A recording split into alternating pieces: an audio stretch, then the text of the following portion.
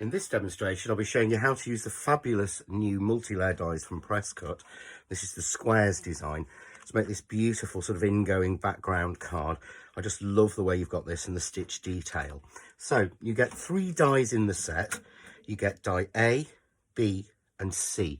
And they've all been designed so that they can be used together to give you a beautiful set of layers, or they can be used separately to give you beautiful background pieces on their own. So the first layer, layer A, just cuts you out the squares.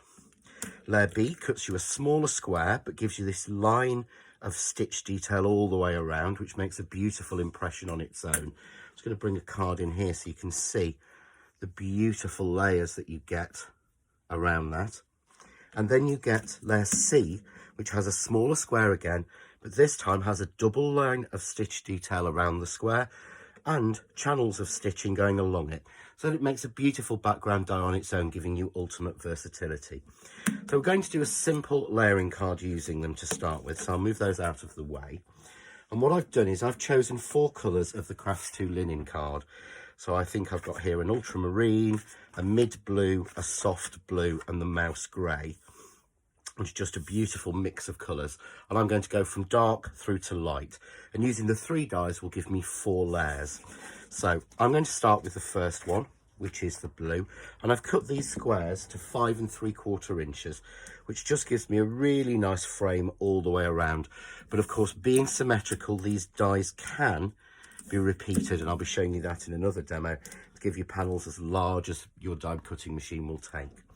So we're just going to cut this layer through, and we'll pop it onto our plates, and we'll run this through the die cutting machine, and we'll be back in a second.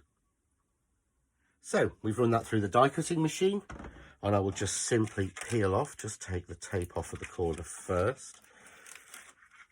So I'll peel out the die cut piece. You can see there you get those beautiful lines in between and all those even symmetrical squares.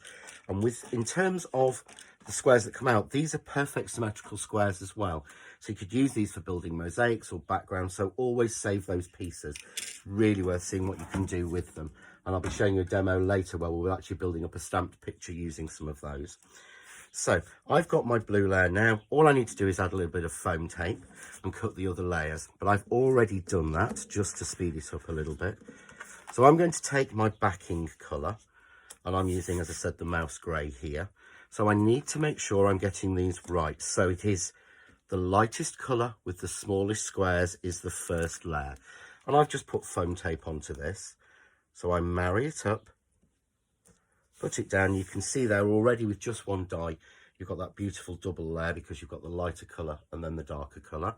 You could stop there or add the next layer on, which is layer B. And again, I'm going to match this up. And you'll notice when you add layer B, the die was designed so that the stitch detail around the square on line C shows through. So it adds that little bit more interest.